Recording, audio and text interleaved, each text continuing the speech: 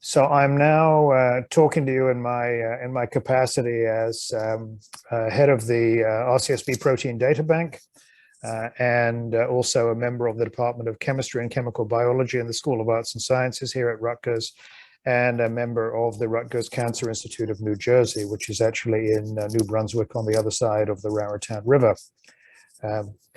So I'm going to take a step back and tell you a little bit about the resource that made AlphaFold and RosettaFold possible. The Protein Data Bank, established in 1971, is the first open access digital data resource in all of biology.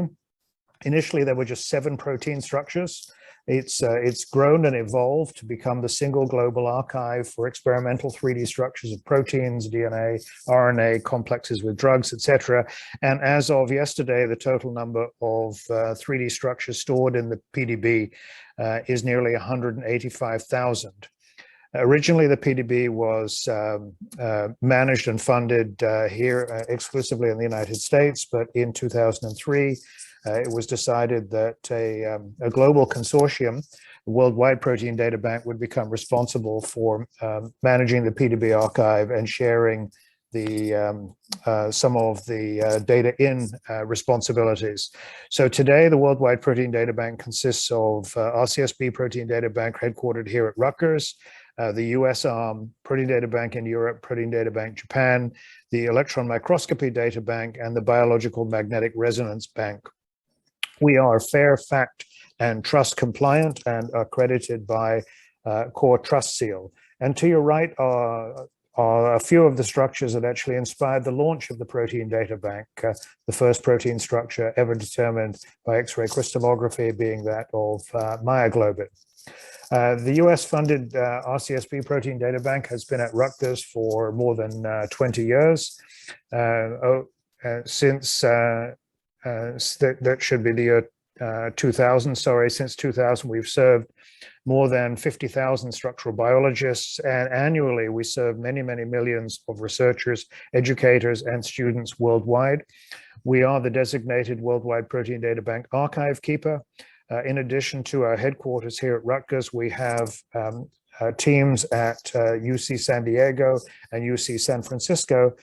All of these activities are funded jointly by the National Science Foundation, the National Institutes of Health, and the Department of Energy. And our remit is to take the structural structures coming from all areas of biology and medicine, archive them to a common standard, validate them, and then make them publicly available, which we do through our rcsb.org educational website serving scientists, drug discoverers, teachers, chemists, and for-profit companies, of which DeepMind is one.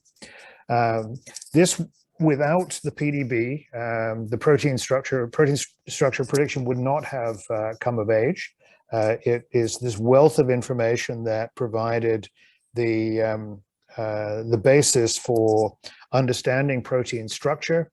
And combined, as you heard from Dr. Bake, with evolutionary covariance information, it has become possible to predict structures with accuracies comparable to that of experiment in either X-ray crystallography, nuclear magnetic resonance spectroscopy, or electron microscopy.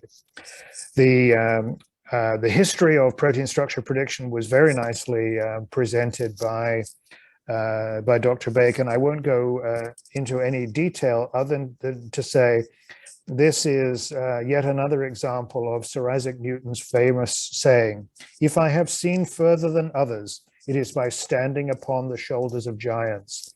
Everything that Dr. Bake talked about was the result of many, many, many years of effort and by a very large community of computational biologists. It was greatly helped by the CASP competition about which you heard, and there's a similar competition which runs on a weekly basis for teams to improve their protein structure predictions, and that's known as CHAMEO. And this CHAMEO server is operated by the Swiss Institute for Bioinformatics. But above all, this relied on open access to PDB data, and the foresight of a small number of activists in the late 1960s, early 1970s that catalyzed the formation of the Protein Data Bank before there was a significant wealth of information, and frankly, before that information became lost. It was enormously important step in the history of biological and biomedical science, and one worth thinking about. In this slide, taken from the New England Journal of Medicine paper that Dr. Zwick mentioned during his introduction and welcome, I contrast what is required for determination of an experimental structure versus the computed structure models. I won't go into the detail on the right-hand side because you heard that very elegantly described by Dr. Bake. But very briefly, we as structural biologists, and I am a recovering structural biologist, have historically taken a combination of genomic data and information that's already stored in the Protein Data Bank to design experiments that will ultimately lead to expression and purification of the desired biological macromolecule, preparation of the appropriate sample for crystallography, electron microscopy, or NMR spectroscopy, data measurement, and then ultimately structure determination and validation. The structures that you see coming from these three techniques are frequently only partial in length. This is particularly true for multi-domain human proteins, and I'll come back to this point in a moment. So they may not be full-length proteins, but the 3D structures will have relatively few low or very low confidence regions, and in many cases, functional ligands will be present. And in this particular example that I show here of PDB ID 1 Echo Charlie 6, you see a KH domain from a particular human RNA binding protein known as NOVA2 recognizing its cognate RNA. So this is a co-crystal structure that we determined when I was a Hughes investigator and a professor at Rockefeller University of the KH domain plus its RNA ligand. The AlphaFold DB predicted structure of full-length NOVA2 RNA binding protein from human is shown here on the right. So this is a full-length computed structure, the full length of the polypeptide chain. But what you can immediately appreciate is that there are many low or very low confidence regions. The blue are the parts of the structure that are well resolved in the prediction. The yellow and the red can't be trusted. So they're actually 1, 2, 3, they're superimposed here, KH domains for which we already had 3D structures. And the AlphaFold 2 prediction has suggested that these other parts of the polypeptide chain are disordered and are unable to provide accurate predictions for these parts of the structure. So what we see from many human proteins for which there are AlphaFold or Rosetta fold predictions, it could be described euphemistically as spaghetti and meatballs. The meatballs are the globular domains, most of which are already known in the PDB, but not all. And then the noodles, the spaghetti, is the part of the structure that's not well resolved. So, and of course, the predictions coming from AlphaFold 2 and from Rosetta fold have no information about functional ligands at this stage. I argue, and my colleagues and I argue in this New England Journal of Medicine paper, that it's the synergy of these two types of information from the PDB and from artificial intelligence, machine learning methods, that it's going to provide great benefit in biological and biomedical research. So very quickly, I'll take you through some case studies, looking first at the potential impact of prediction on cell and molecular biology. The human Tweety homolog 2 was very, very well predicted by, AlphaFold 2 prior to release of a structure that I'm going to show you in a moment. The blue is the high confidence. This is the meatball. The spaghetti is the C-terminus, which is not well resolved in the prediction. A 3D structure came into the PDB after this prediction was made. You can see the protein functions as a dimer. That information wasn't available from the prediction, and you can see the sites of glycosylation here.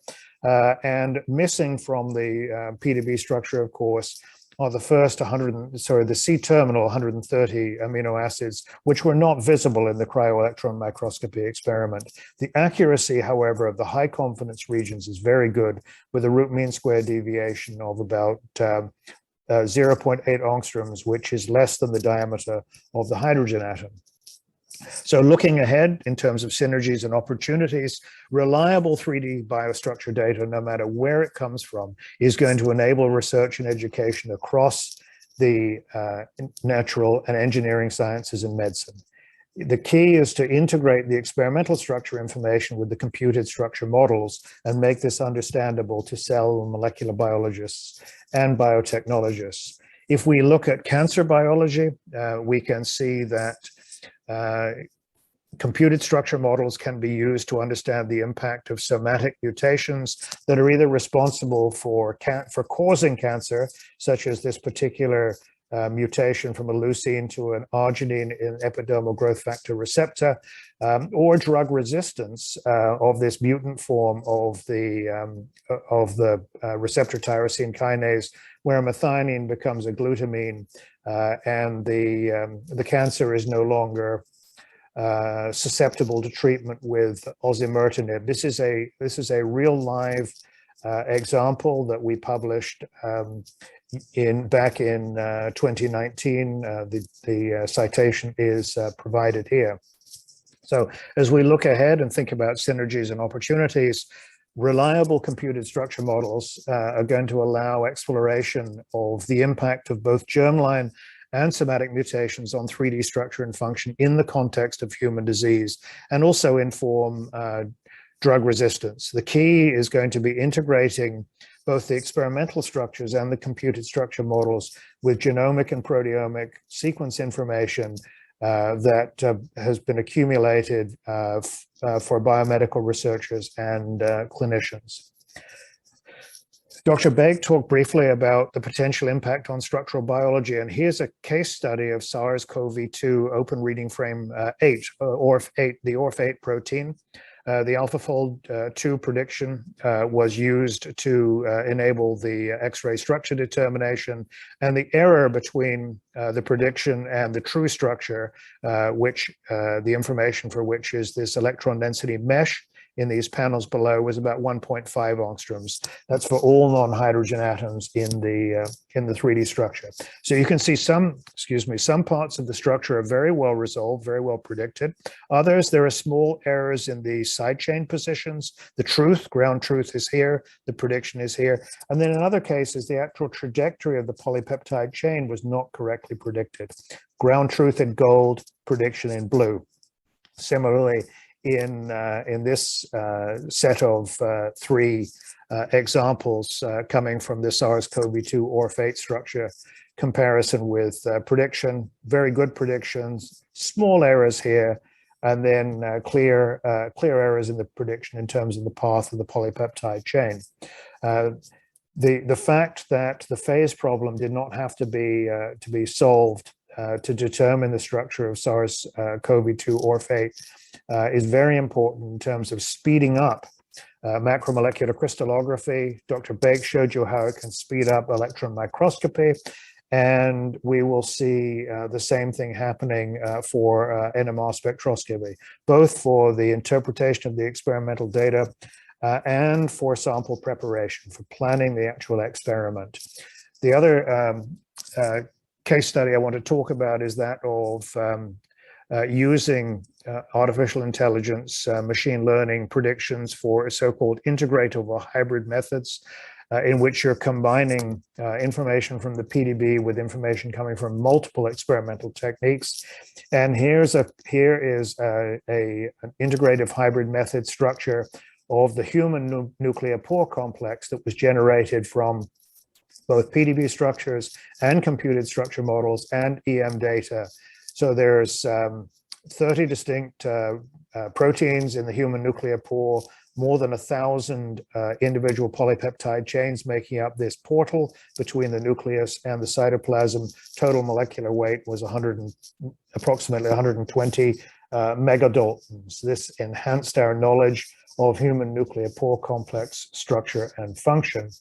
And finally, I want to say something about the potential impact of AI and machine learning on the COVID-19 pandemic and show you some work in progress that you'll hear more about from my colleague Sagar Kare. This is work on the Omicron variant spike protein. So we've generated computed structure models of the Omicron spike protein that are now being used to assess the likely impact of amino acid changes on antibody binding. The PDB contains approximately 650 experimental structures of the spike protein and its receptor binding domain, including bound FAB fragments, nanobodies, etc. And I want to credit Joey Lubin from the Sagar Kare laboratory here at Rutgers with generating this model and providing this figure. This is a collaboration of the RCSB PDB with the Kare laboratory and with the Renata Pasqualini Wadi Arap laboratories in the Cancer Institute of New Jersey. I need to acknowledge on behalf of the RCSB PDB the enormous number of people that make the activities of the PDB possible, which, as I said earlier, made artificial intelligence, machine learning, prediction of protein structure possible, and thank a huge number of people all depicted here. Our funders, our hosts, and the other members of the Worldwide Protein Data Bank. And I also want to, with sadness, remember the enormous contributions that our friend and colleague John Westbrook made in his more than 20 years working for the RCSB Protein Data Bank. He passed away very suddenly and unexpectedly in October of this year. And I also want to take advantage of the fact that there are so many people from outside Rutgers on this call to advertise the job opportunities that we have both here at Rutgers and at UCSD for software developers, and an opening for a postdoctoral researcher in computational biology at UCSD. If you go to our jobs page, www.rcsb.org/pages/jobs, you'll find the details for these two positions.